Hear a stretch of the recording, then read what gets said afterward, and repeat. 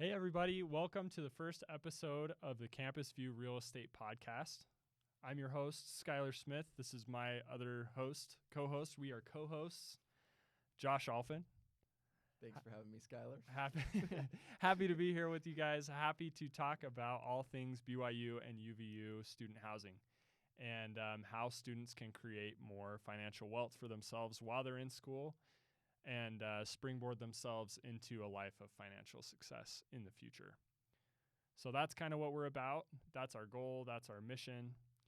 The reason why we started to do this, we both kind of had similar experiences that led us to the creation of this this podcast and of Campus View Real Estate. So Josh, why don't you tell us a little bit about your experience with BYU housing? I appreciate the opportunity to be here, and it's something that I get really excited about because when I was on my mission in South America, I had no idea where I was going to live. I was going to go to BYU, and being from Linden, so 20 minutes from Provo, I was like, I don't really want to live in student housing necessarily. Seriously. And so I started emailing my dad, and I was like, hey, what are my options? What do you think? Do you think that maybe we buy something? I can rent out to roommates. I had plenty of friends that were either going to BYU or UVU. And so that got the gears turning, and I just thought, okay, well, if I'm occupying one room, maybe I can get two more roommates. And if everyone's paying X amount per month, how do the numbers turn out to be? Am I paying the same as if I was doing a shared room? What does that look like? And so that's what got me excited when I first started to think about purchasing a home. That sounds awesome. But how did that actually turn out? Because, it sounds like a good thing in your head always. But when you broke it down, when you got to the day-to-day, what did that look like? Were you able to achieve that goal? What did it look like? It was incredible. I think that my experience as sort of a landlord, if you will, was always constantly trying to find roommates, making sure that if one was graduating or if there was a buddy that wanted to move out, they're getting married, whatever it was, it was great because I found that living with friends, knowing people that I was living with, made the experience that much better while I was going to school at the same time. That's awesome. So did you buy the property yourself, or how did you end up financing that property? Because, I would imagine a lot of our viewers are thinking, okay, you're on a mission for your church and you come home, you obviously have no money. So how did you do that? How'd you make that happen? Yeah. No, and especially as a lender, you'd look at my previous resume and you'd think there's no way he's getting into a home. And so I had my dad co-sign. What that looked like was, at the time I was working at Mr. Mac, slinging some suits. That's right. It was great. Cool. Loved it, but not quite enough income to, on paper, cover what the mortgage requirement would be. And so you weren't slinging that many suits. Not that well. I thought I was because I had no mortgage payment, and so that's right. I was slinging suits. I was all commission job, and so you don't realize how few suits you're slinging until the mortgage payment hits. If that would have been a factor, then yeah, I definitely would have had to sling a few more if I was going to stay afloat. But the nice thing is just working the math backwards, and if I did shared rooms versus private rooms, what that pricing looked like. Essentially having no mortgage payment, and myself included, no rent, was able to live in my own house for literally nothing because HOA, principal and interest, taxes, everything was included in that. And we really just had a great time with friends, but it was all covered. And so everything that I made at Mr. Mac was going for or being put towards tuition, savings. I was living really debt-free for a really long time, which was awesome. Yeah, that's amazing. So I had a similar experience where I bought a house with a cosigner. My experience was a little bit different. I was dating a girl pretty seriously. We got married shortly after I bought the home, so I didn't have a ton of time to unfortunately capitalize on a bunch of roommates paying the mortgage. But it still was great because my wife and I, we got into the place, and then we moved out pretty shortly thereafter, and we actually moved to the Midwest. But when we moved to the Midwest, we rented that out, and we kept it for a couple years, had some good cash flows, and then when we moved back to Utah, we actually moved back into that house. So it ended up being huge, awesome. Came full circle. Yeah, totally. It was a great experience for the two of us. We were able to capitalize on some market appreciation, which led to some good equity increases, which opened up tons of opportunities for my family. And it continues kind of to ripple through my life as a positive thing, picking up that property while I was still in school. And when you say that you weren't able to really cash in on the whole benefit of the roommates paying your mortgage, what was that transition like? I mean, you did it for a time, I'm assuming, right? Yeah, I did do it for, I had roommates for a solid 6 to 9 months, and it was great. I kind of had the same situation where they were covering all my costs, and I was I wasn't completely covered like you, unfortunately. I think I was coming out of pocket $200 or $300 a month, but I had this big master bedroom with an ensuite bathroom, and it was awesome. You know, you came right home into that, correct? Yeah. So you never had the experience of living in student housing. No, But thankfully not. I was in good old Carriage Cove, and it was, it was fine. It was great. Like, the experience of living with friends, being out for the first time was cool. But it was like this whole new world when all of a sudden I owned this piece of real estate. I was the landlord. I had all these options. I had all these tax breaks and benefits that I didn't even know existed because I'm just a university student who knows nothing. So, but the transition, getting back to your question, it was harder to... What about the payment shock? Yeah. Were you concerned about, okay, now I don't have renters to pay any portion of it? Or was it more of a relief as far as you and your wife now had a place to live, right? Yeah, I think yes and no. I think there was for sure some payment shock, but at that time, prices were a little bit lower.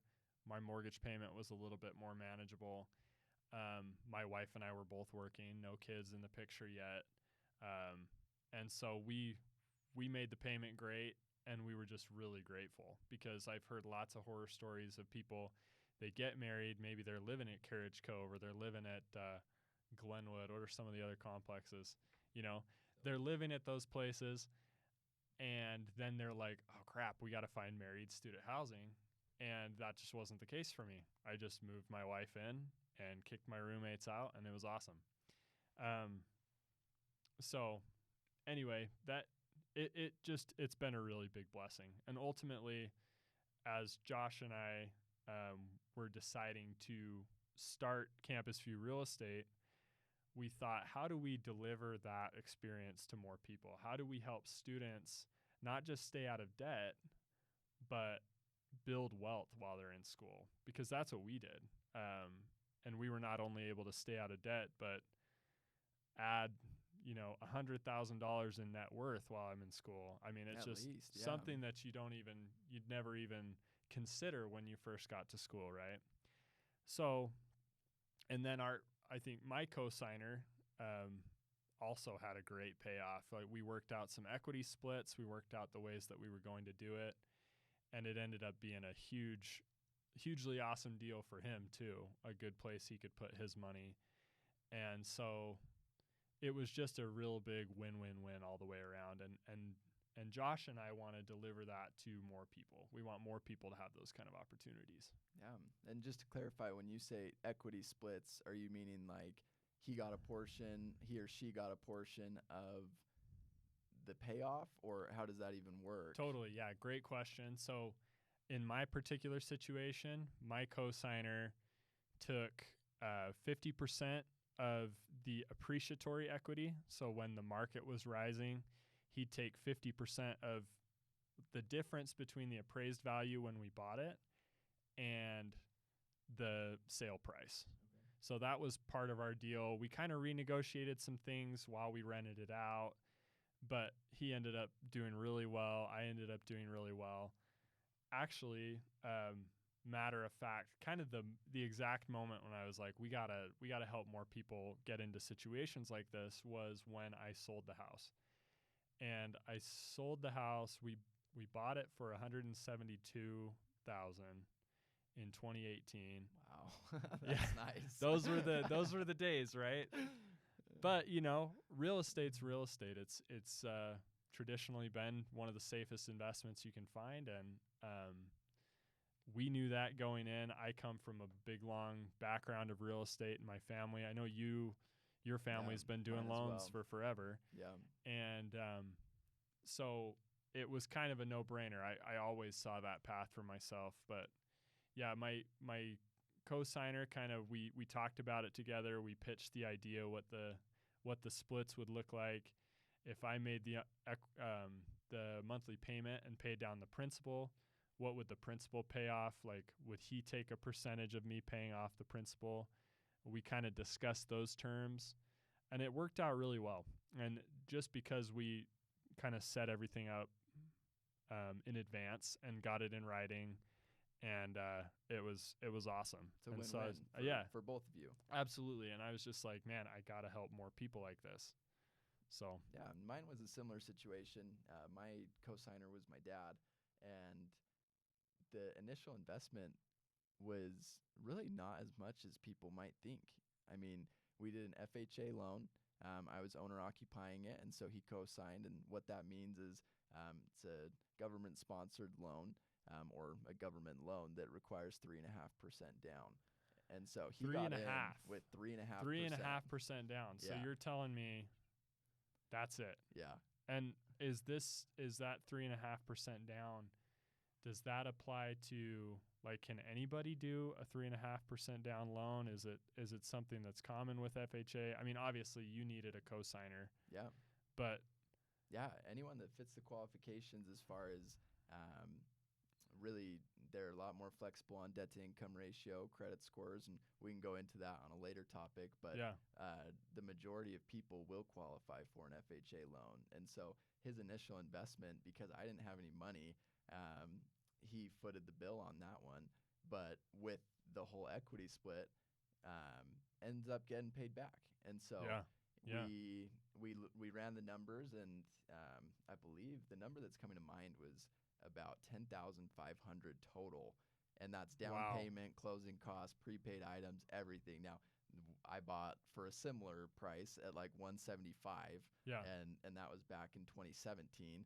And so for sure, from there, prices are doing so what different. they're doing. Rates are doing what they're doing. Yeah. And so I don't want to paint a picture that's a little bit unrealistic for the current market, but yet it's not. I mean, 3.5% down, even with where prices are right now, a lot more affordable than a lot of people run numbers on, especially when you're paying $400, $500, $600 for a shared room at BYU housing. I was looking at rent schedules. It was fairly recent in the last quarter or so, and those BYU UVU rents have just gone up. It's been crazy. I mean, I remember when I first started it, I think I paid $275 for a private room in Carriage Cove. Really? That was back. That was That's in 2014. Like the lowest I've ever heard. Yeah, that was in 2014. That was back when I was in high school. that was a while ago. You were a little younger. You were still, green behind the ears, all that. Still should have been buying real estate. You still should have been buying real estate. And that's the takeaway, right? Like, the earlier you buy real estate, the better. And how early can you get? I mean, when you're in school, right out of high school, buy a condo. Do it. It's like it's been the best thing that's happened to me for my financial life. And anyway, we kind of keep talking in circles around it because I think we're both just so passionate about the fact that anybody can do this. It's not like nobody's asking you for a 25% down payment. It's 3.5% down, and the only requirement from your cosigner to your owner occupant, it has to be owner occupied. So you have to, as the cosigner on the loan, occupy the property. The right. the student does. Yeah, The cosigner. exactly. Yeah, the cosigner will stay wherever they are. Yeah. If they're They don't have to move into college housing. The good news, you don't have to live in a condo with the student. That they can have roommates. That's good. But would you say that's what motivated you to help out students and parents find affordable housing, or what do you think that? Yeah. What caused you to start Campus View Real Estate? No, absolutely. Yep, 100%.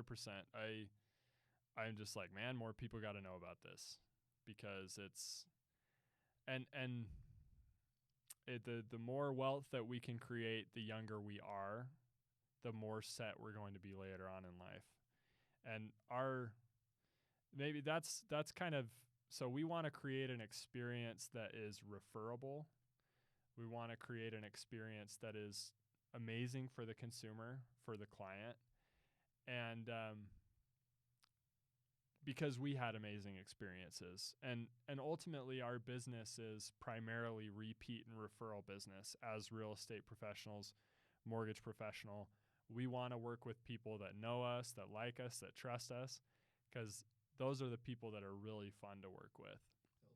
I know, Josh, you have built your business pretty much 100% on repeat and referral business, and I've always loved working with you because you deliver a fantastic client experience. So what would you say sets you apart from maybe your traditional loan officer?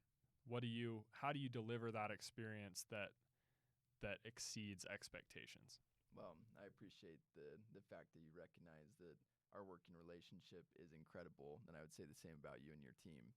Every transaction that we've had has been phenomenal, and it's more than just the lending side of things, or it's more than just the real estate side of things. It's how many people are involved in the team to get this deal to go, and are we all focused on delivering that same client experience?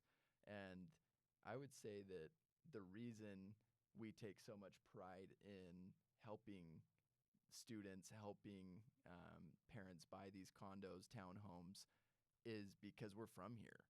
I take great pride in the fact I love Utah, and that's part of the reason that real estate is just booming all the time. Now, market conditions, you have your ups and downs, but I love the quote that's the only time that you're going to lose money in real estate is by selling too early. Yeah, that's right. And if you think about the fact that most people come to school here and then they never leave, the client base is just huge. Totally. And a lot of people are people that I went to high school with, as well as family members, their friends. And so being in this space has allowed me to bless so many lives, as well as educate them on everyone can do it. It's all about being financially disciplined. How do we set goals? What are your goals? Are you planning on staying in Utah? If you're an out-of-state buyer, do you have more kids coming here? There's a lot of clients that we have that they'll mix and match when they have kids coming to school, or maybe it's married housing. So they have a few properties where one person's living in one and then the other, and then one gets married and then they swap out. And so then it's awesome. It's cool to see people invest in their future, because a lot of people think, oh man, going to college, going to get into a bunch of debt, and then 10 years down the road, once the student loans are paid off. That's right. 10 years down the road. Who wants to start 10 years from now? And that was, that was the whole motivation to get my loan officer license, as well as start helping as many people as I can, because I have a lot of friends that were going to UVU and BYU who all wanted to do the same thing. And so it's been an incredible experience. But wanted to touch on, you said that you kind of differ from traditional real estate agencies by focusing on the student housing niche. How do you do that? What does your process look like? Or what would you say, what would draw a normal buyer to Campus View Real Estate? Great question. I think you hit it a little bit when you were talking earlier. We're here. Like, you bought your townhome in Provo. I bought mine in Provo. We know the area. We know the market. We're in it every single day. So I think, as opposed to traditional real estate agents who cast a really wide net, say, I service all of Utah County, or I service Salt Lake, or whatever, huge area, right? I really want to focus on helping people that are trying to help, whether it's parents of students or a generous uncle or somebody that's co-signing. I want to help these students have the best financial future possible. And I've done it. Like that's probably the biggest thing that sets me apart from other people, is I have firsthand experience. I can help you walk through what my numbers were, what your numbers will be. We can talk through rents. We can talk through projected price growth. We can talk through all the market factors that make it a good investment or not a good investment. There may be better places to put your money. But basically how it'll work is maybe somebody online sees a video like this. If you're searching online for BYU housing, maybe you're seeing our videos. You call, you schedule a consultation. We really get down to the nitty gritty on Zoom or in person, depending on what's easiest, and discover what is the most important thing to you. What do you want to achieve, either as the co-signer or the student? What do you want to achieve by the time you're done with school? Do you want, what are your goals for your housing? What are your goals for your wealth? And so how many can we? options. Yeah, absolutely. Because I think the biggest thing, and sorry for the interruption. No. I was mostly just thinking about that whole time with you having the advantage of being a previous UVU student living in Provo, right? That's and you're huge. a BYU student, so we butt heads on that a little bit. Yeah, but UVU doesn't have a football team. That's true. I think Go Wolverines. Yeah. Wolverine basketball. What are we in the WAC? Go Western Athletic Conference. Yeah, totally. Yeah, side tangent, but I think that's huge, because there's a lot of agents that do cast a wide net, and if they don't have the in-depth knowledge that it takes to, whether it's a condo pops up and they don't know about it, or what are market rents doing? What could you get for the other bedrooms? Because you don't need 3 bedrooms for your one student. Yeah. And so what are you doing with those? Are they for when you come and visit? If you're a helicopter parent like me, maybe that's what you're doing. I don't know. And what does BYU allow, because Totally. BYU's got their honor code. Yeah. And so there are different times where, the shared housing's allowed and where the shared housing isn't allowed. And they have done away with a lot of the BYU housing required things. But I know that there are, personally, I know there's several different hoops you have to jump through with the BYU housing office to Which be is so important to know. Yeah, exactly. You as the agent, exactly. If you don't know that, you go under contract, you find a place that your clients love, and then all of a sudden you get hit with the BYU honor code requirement or some stipulation regarding housing, and then the deal's done. Or you're spending hundreds of thousands on something that a normal agent might have not warned you about, right? Totally. Yep. And so I think that the next question I'd have for you is, when it comes to how they start, can anyone start? Is there a process that you go through? I know you described it a little bit, but are they reaching out to you? What's going on there? Yeah, reach out to me. I'm going to post all my contact information in the descriptions, in the introductions of all these podcast videos. You can always reach out to me via text, via phone call. If you're not comfortable with that, leave us a comment, and we'll start the conversation online. We can start the conversation wherever you want to start the conversation. You can visit our website, www.campusviewrealestateutah.com, and you can browse all BYU, Orem, UVU condos, townhomes on that site, request showings directly on that site. I've done video walkthroughs for parents and students who live remotely. So, and I'm happy to do it. I know that it's not an easy situation to be trying to find housing from far away. I want to make it as easy as possible. I want to make and we touched on it before, but we really want to create that excellent client experience that leaves you saying, wow, like there's no one else to go to for all things BYU UVU housing. Campus View Real Estate's where the buck stops. I love it. And being the lender on the transaction, I can't say this enough about Skylar as far as he dives through every single number that he possibly can when it comes to, okay, what does appreciation look like? What do market rents look like? Does a lot more than your typical agent would. Am I correct? I mean, that's my outside perspective. Well, I appreciate that.